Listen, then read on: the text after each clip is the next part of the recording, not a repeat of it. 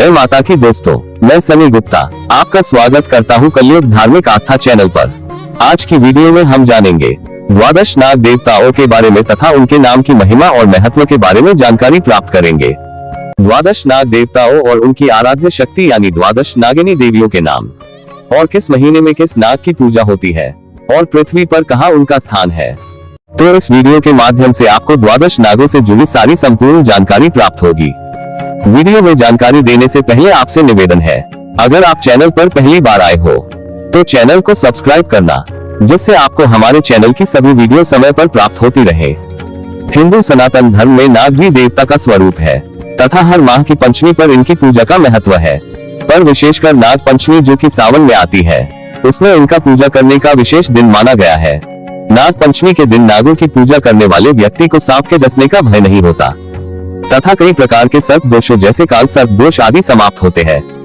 इस दिन सर्पों को दूध से स्नान, पूजन और दूध पिलाने से अक्षय पुण्य की प्राप्ति होती है। इस दिन घर के प्रवेश द्वार पर नाग चित्र बनाने की भी परंपरा है। मान्यता है कि इससे घर नाग कृपा से सुरक्षित रहता है। नाग पंचमी तिथि पर जो दीवार पर 12 नाग बनाए जाते हैं, वे यही द्वादश नाग होते हैं। नागों को संपत्ति का रक्षक माना जाता है।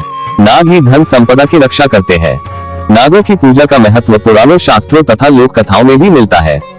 पुराणों अनुसार कश्मीर में कश्यप ऋषि का राज था। कश्यप ऋषि की पत्नी कद्रू से उन्हें 8 पुत्र मिले। अग्नि पुराण में लगभग 80 प्रकार के नाग कुलों का वर्णन मिलता है।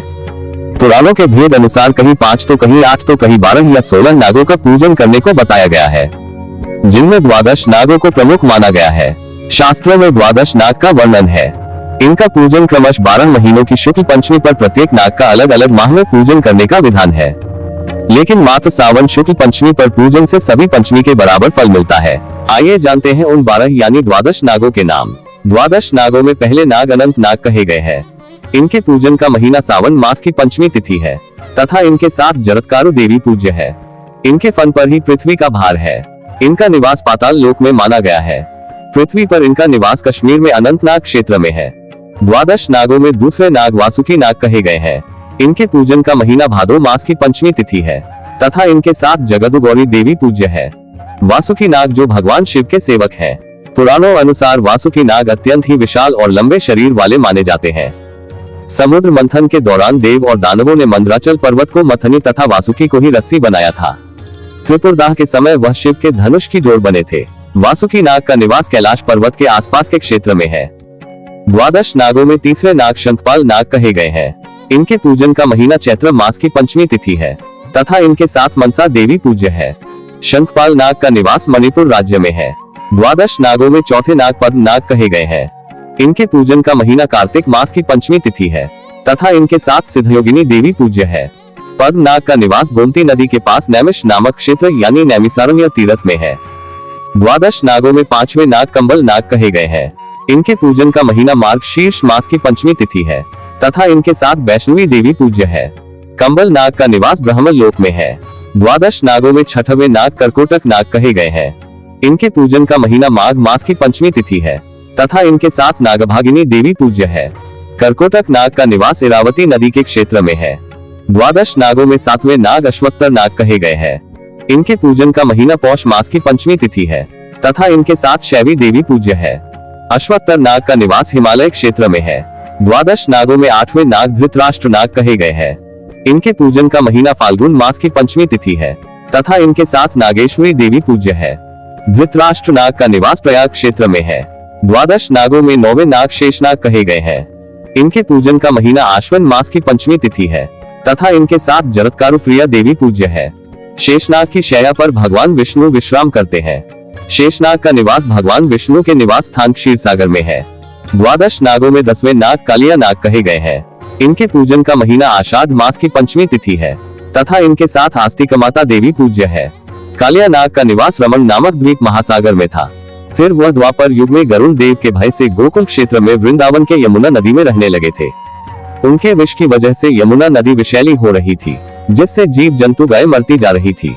तब भगवान श्री कृष्ण ने गेंद की लीला से कालिया मर्दन किया और कालिया नाग ने उनसे अपनी भूल की क्षमा मांगी और अपने भय का कारण बताया।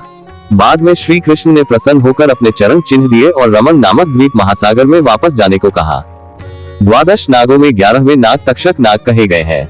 इनके पूजन का महीना वैशाख मास की पंचमी तिथि है तथा इनके साथ विषहारा देवी पूज्य है। तक्षक नाग का निवास तक्षशिला क्षेत्र में है। द्वादश नागों में 12वें नाग पिंगल नाग कहे गए हैं। इनके पूजन का महीना ज्येष्ठ मास की पंचमी तिथि है तथा इनके साथ महाज्ञान युक्ता देवी पूज्य है। पिंगल नाग का निवास पिथौरागढ़ पर्वत क्षेत्र में है। इस प्रकार ये द्वादश नाग कहे गए हैं। साथ ही पूरे भारत वर्ष यानी नेपाल सहित कई प्राचीन सिद्ध नागों को समर्पित देव मंदिर तीर्थ भी मौजूद है। नाग पंचमी पर अनंत वासुकी शंखपाल पद्म कंबल करकोटक अश्वत्थर धृतराष्ट्र शेषनाग काली या तक्षक एवं पिंगल नाग आदि इन 12 नागों का पूजन करने से इनका आशीर्वाद प्राप्त होता है तथा सर्प दंश का भय नहीं रहता। मान्यता है कि अगर नाग पंचमी के दिन इन सभी नागों की पूजा कर ली जाए तो न केवल कालसर्प दोष से मुक्ति मिलती है बल्कि नाग देवता की पूजा से अन्य लाभ भी होता है। पूजन के बाद सर्प देवता से प्रार्थना करें, अर्थात जैसे अन्य देवताओं को नमस्कार करते हैं वैसे ही सर्पों को नमस्कार का विधान वेदों में बताया गया है। एक श्लोक के अनुसार कहा गया है, सवे नागा प्रियंता में ये केचित पृथ्वी तले ये चहेली मरीचिस्था येंतरे दिवि संस्थिता ये नदीषु महानागा ये सरस्वती गामिना ये चवापी तर्गेषु तेषु सर्वेषु वै नमः। इस श्लोक का अर्थ है कि इस संसार में, आकाश में, स्वर्ग में, झीलों में, कुएं और तालाब और सूर्य किरणों में निवास करने वाले सर्प हमें आशीर्वाद दे और हम सभी आपको बारंबार नमन करते हैं। तो दोस्तों, ये थी द्वादश नाग देवताओं की जानकारी। आशा करता हूँ कि आपको ये जानकारी अच्छी लगी होगी। आप हमारे साथ बने रहे, आपको आगे और भी धार्मिक जानकारियाँ प्राप्त होती रहा करेगी। कृपया चैनल को सब्सक्राइब करें, वीडियो को लाइक करें। आपके कोई प्रश्न हो तो पूछ सकते हैं। मिलते हैं अगली धार्मिक जानकारी की वीडियो में, तब तक के लिए जय मां काली, हर हर महादेव।